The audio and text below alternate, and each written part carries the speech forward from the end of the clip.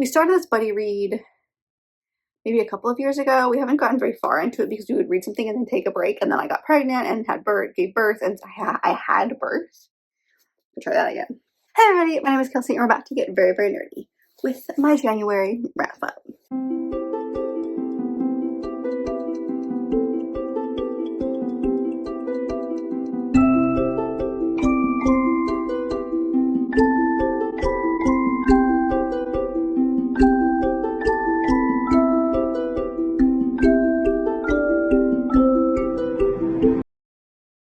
So January was a pretty good month overall.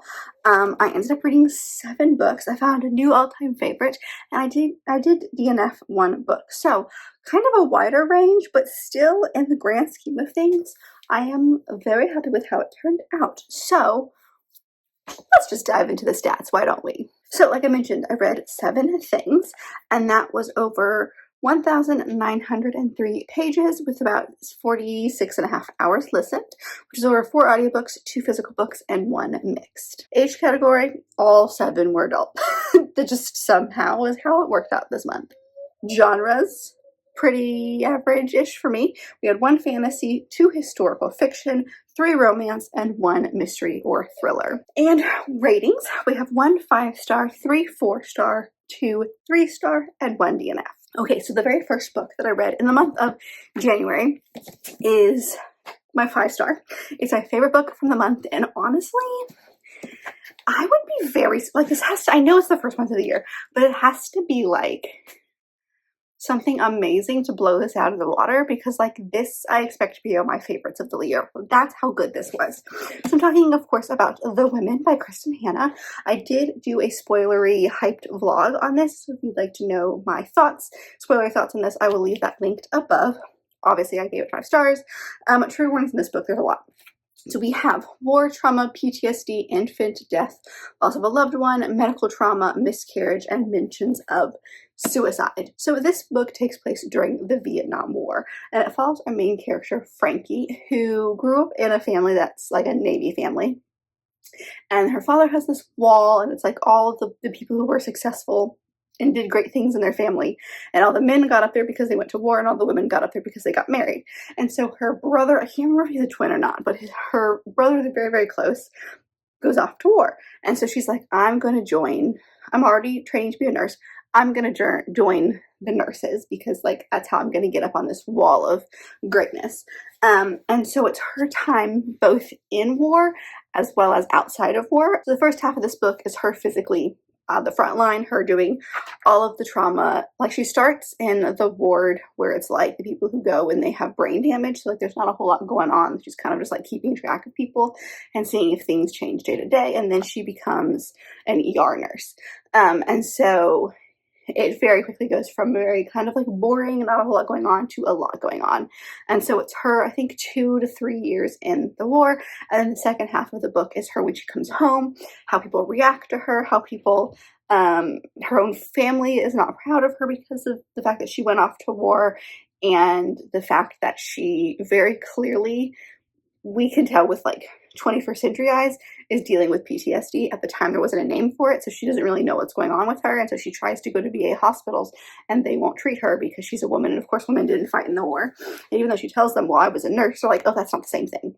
It's not the same thing as combat. You're fine.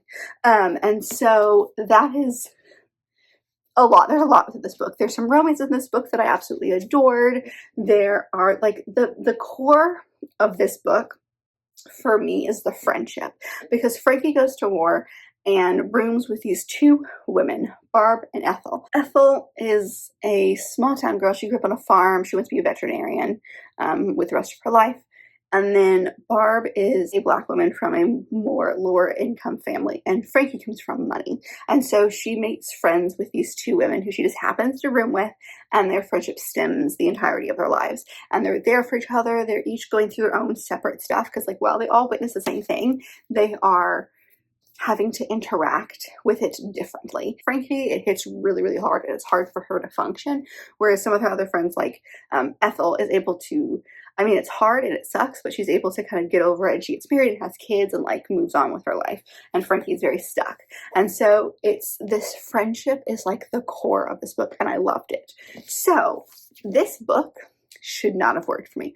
It's about war, not my favorite topic. It's about the medical side of war, very much not my topic. I don't do gore, I don't do blood. It's a very hard-hitting subject. I've never read anything by Kristen Hanna, but I've heard that her books are very like hard-hitting and like hit you in the feels, and so I was nervous about that because like that's not necessarily the thing that I wanted to start off the year with. But I was 50 pages into this book and I discovered I needed to own it. Like, I was so invested in the story, I was so invested in these characters, and like this book made me feel all of the emotions while Frankie is going through all of the stuff. So this is not an easy book. I mean, you could probably tell by the list of trigger warnings I just read you, but it is so impactful. It has made me want to read other things by Kristen Hanna. It has made me second guess my reading tastes at times, because there are so many parts of this book that should not have worked, and yet this was a 5-star. I loved every second of it. I have 0 notes on this book, and it's probably going to be one of my favorites of the year. Like, I would be shocked. Something has to be like incredibly amazing to blow this out of the water. Like, it impacted me so much.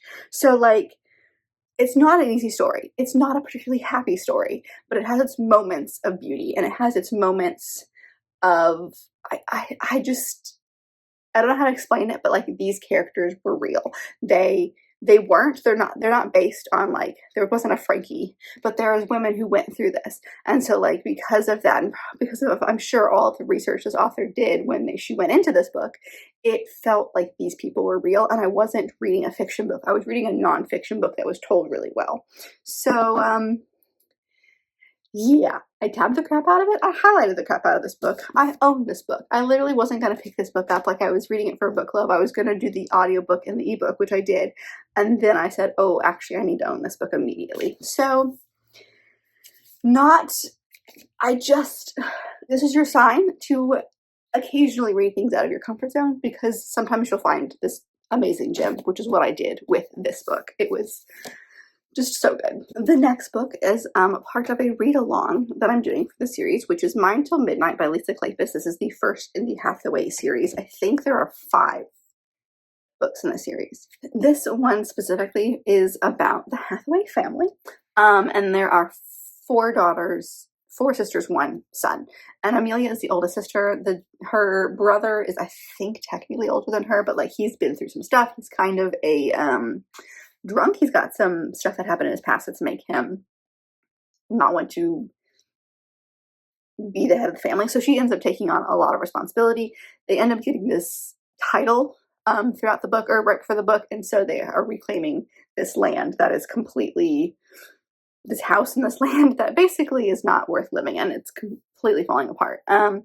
And while she's doing that, she is falling for this guy named Cam, who is, in this world, they call them gypsies. I can't remember historically what the accurate phrasing for them are, but it's people who like, obviously like travel around and they don't have like a set home. And so Cam's whole thing is he like is really lucky for some reason, and no matter what he does, no matter how much he tries to lose the money that he has been given, he always invests it well, and he always gets a return on it.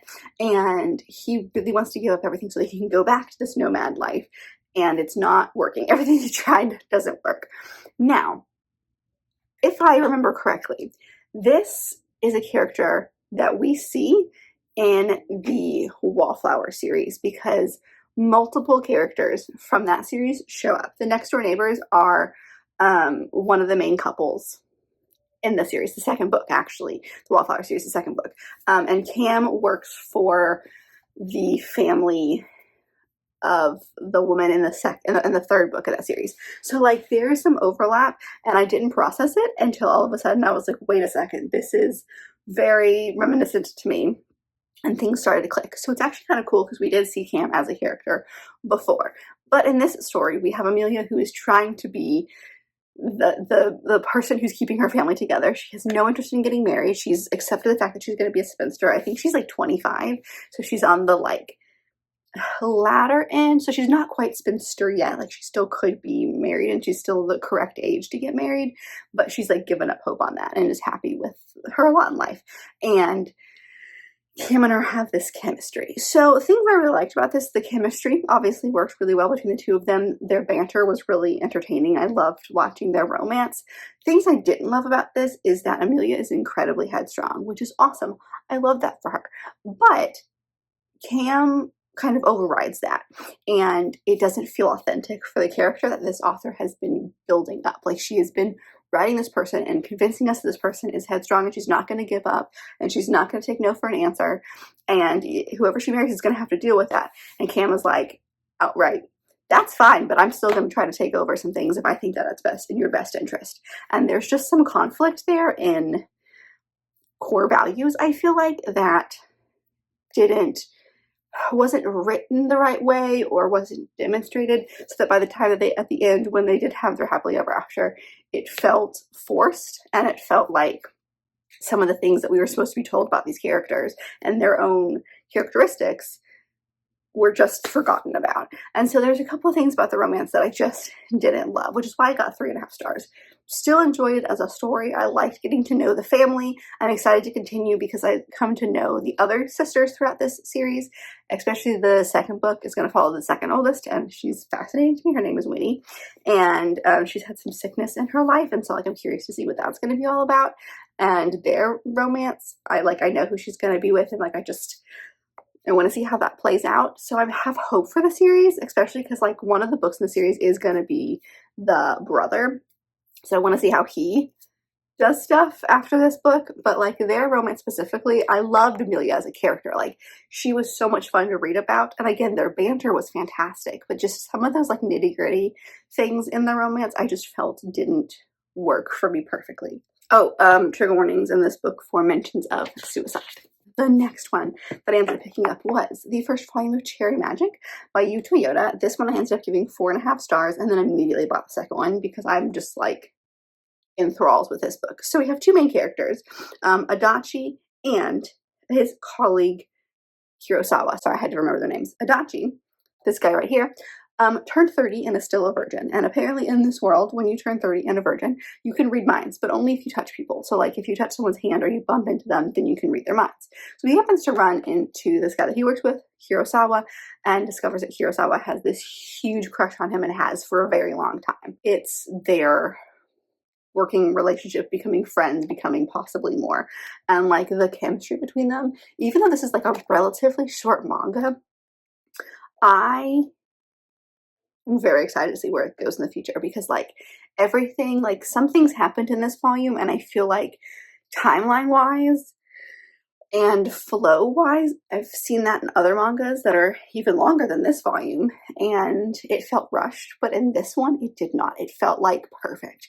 So this is probably one of the first male romances in mangas that I have actually really enjoyed. I've read some good male romances in mangas, but like they've just been kind of okay, and this one was incredible. I picked this one up for Gavin, and I understand why he's obsessed with it. I'm not even kidding you when I say I finished this and then immediately went online to buy the second volume, because like, so good, so good. Obviously there's this little thing here for explicit content because it's a romance. I don't think too much happened in this volume specifically, but I'm thinking as a whole the series probably might get a little more adult as we continue. But either way, I really don't have a whole lot to say except for that, like, this was purely, my rating is purely based on feelings, because like I just was like so consumed by the story and I just want to continue. So I'm hesitantly optimistic because while this was a great first volume, I've had great first volumes in the past and the series has not been great. So I'm holding out hope, and this is just going to be another series that I devour, hopefully, because I love them. All right, the next book that I ended up picking up was the first in the Phryne Fisher Mysteries by Carrie Greenwood. This one is calling it Miss Phryne Fisher Investigates, but I've seen other places that the first book is actually called Cocaine Blues, so this must be like an older printing. The text itself is the same, just the title has changed. Either way, this one I gave 3.5 stars. Trigger warnings for this book: abortion, sexual assault, and medical trauma in some way. So This one is a really good cozy mystery if you like things like Mrs. Marple or oh, what's that one series? Father Brown. There's like BBC mystery type shows. I think this one is great. This one's also been turned into a TV show, which is why I learned about this. My husband and I watched that TV show, really enjoyed it. And then he bought me some of the books that it's based on. Basically, it takes place in Australia. We have this woman named Phryne Fisher who is a sleuth, basically, and then she gets asked by this couple that she knows. Their daughter is very sickly. She lives in Australia with her husband, and they're very worried that he is possibly poisoning her. And so they ask her to go to Australia to kind of like suss out and figure out what's going on. And she goes, all right, fine. I'm bored. I need something to do. I was trying to figure out what my next adventure was going to be. I'll do it. So she goes to Australia, runs into some people, runs into this woman specifically and kind of like befriends her to figure out what's going on, runs into these other people who are royalty from a different country, and they're trying to figure out, they're like, a family member of theirs died by cocaine overdose, and they're trying to figure out the source of it, and so she ends up helping them figure out that mystery. So there's like 3 or 4 different mysteries throughout. Also, there's this guy who is doing abortions illegally, and the book kind of starts when she gets to Australia. The people who like pick her up in the cab that she has become really good friends with, they pick up this woman who basically like passes out in their cab, and it's because she's had an abortion and she was not taken care of. And so she's got that mystery. So like I'm telling you, this woman has like 3 or 4 mysteries going on at once and is trying to like figure them out. And so she is very, very clever. She is very 20th century, not what society deems an appropriate woman. She's like, I don't really care about your opinions. I'm going to do stuff my way. She's very modern for the time, I think is what I'm trying to say. And I really liked the story. I know these characters really well, so it was like coming home almost.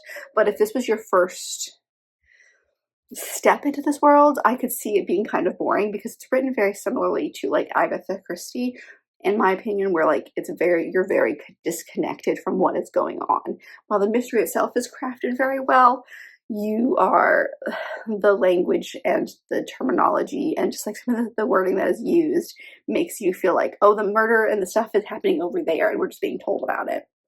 So I enjoyed it. Don't get me wrong, but it's not my favorite thing of all time. But I'm excited to continue. I've got the first 5 in the series, so whenever I need just a quick cozy pick-me-up, I will dive into it. Although the murder mysteries, or the mysteries in these books, at least this one, was not particularly cozy. Some stuff happened, but it was told in a way that made it feel cozy. The next book is actually the one that I ended up DNFing, and that is Shanghai Immortal by A.Y. Chow. I DNF is about 65% of the way through. It's not a very long book, but it took me at least a week, if not more, week and a half, to read even that chunk. And it was because I had no interest in picking it up. So it's just like there wasn't anything outright wrong with this book, just overall felt meh to me. So I decided to not waste my time. I'm hoping to DNF more things this year in the hope of like not wasting time on books I don't like. But I like really wanted to like this and it just didn't work.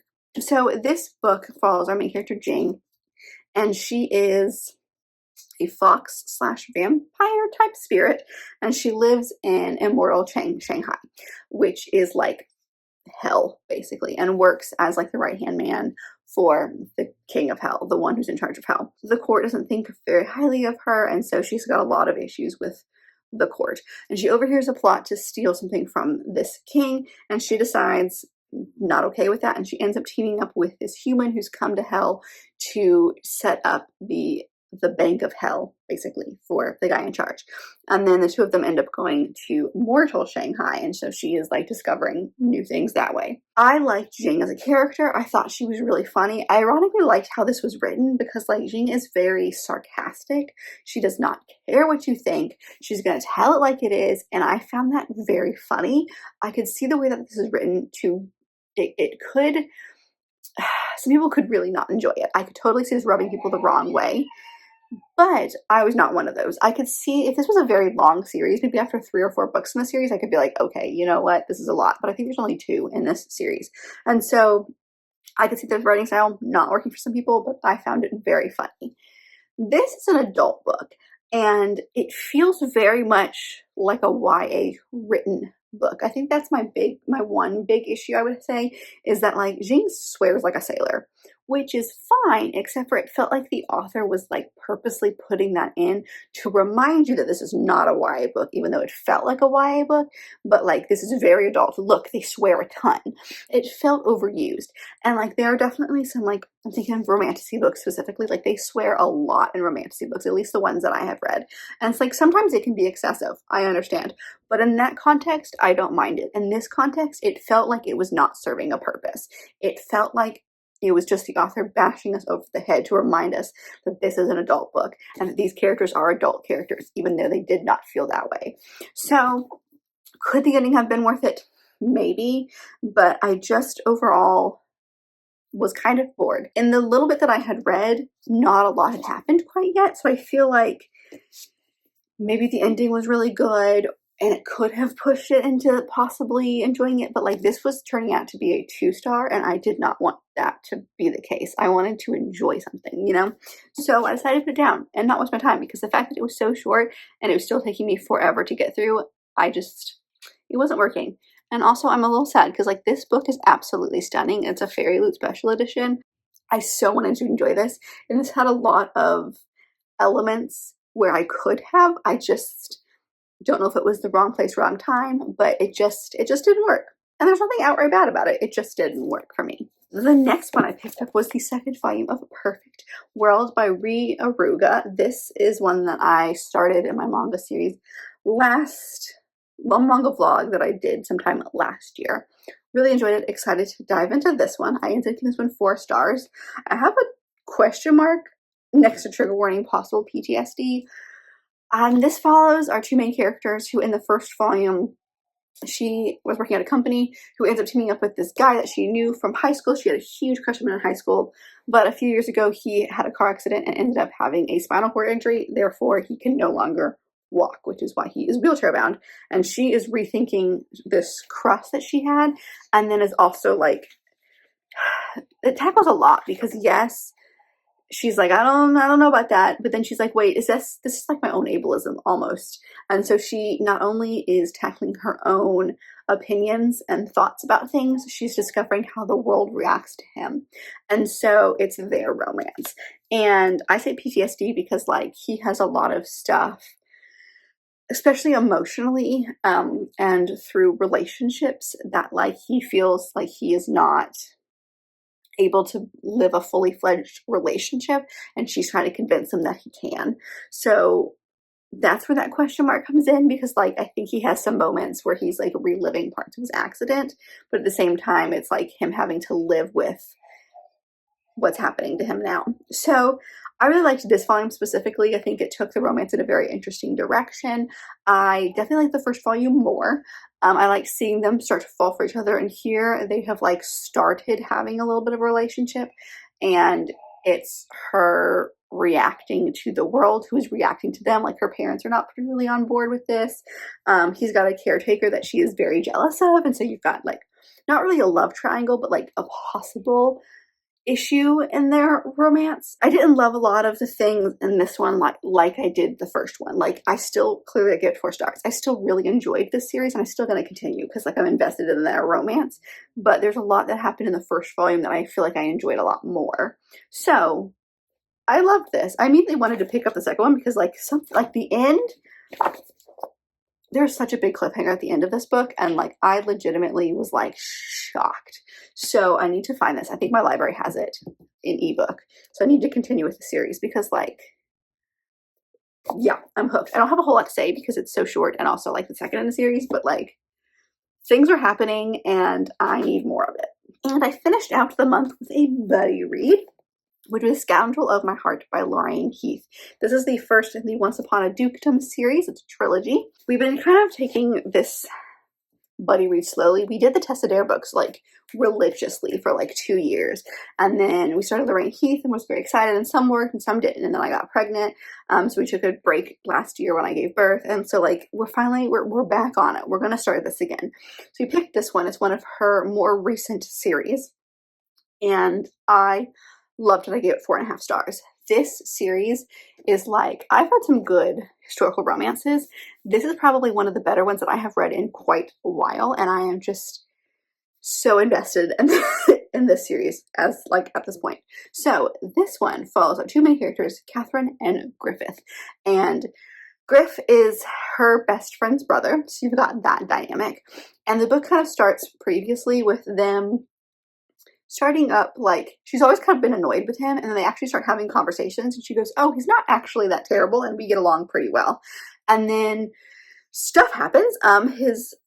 Their father is accused of plotting against the queen and loses his title, and so that family disappears for a while and then comes back. And so the book starts with them, I would say like 3 or 4 years before that, where like they're starting to, like, you see their relationship start, you see their dynamic start, and it really is very genuine, very authentic, and I liked it. And then you see where he has come back, and there's like a whole relationship there. He's starting a club, so that's a fun twist.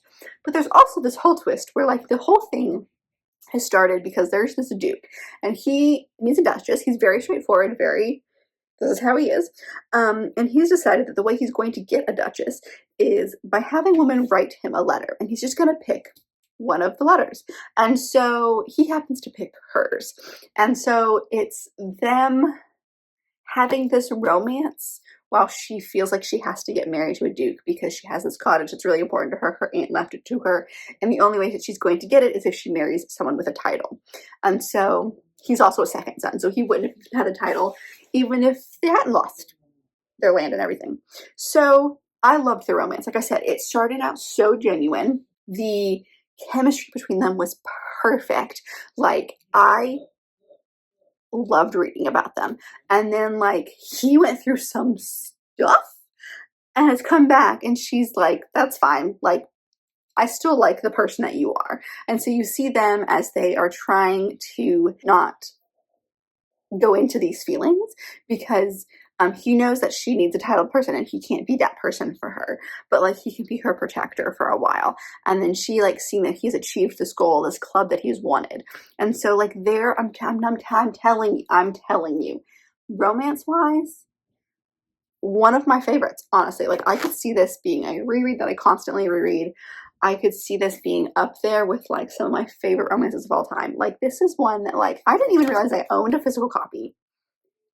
It's probably bad. All my mass market paperbacks are not organized since we moved, and so they're literally just sitting on a shelf, and I happen to have it in a chart somewhere, and I realized that I owned it. So very glad that I do, because like it's very good. That's the moral of the story. It got 4.5 stars. There was one thing that happened at the very end that felt a little too rushed, a little too, let's put a perfect bow on it, and I wish that like the thing that had happened through different means, if that makes sense.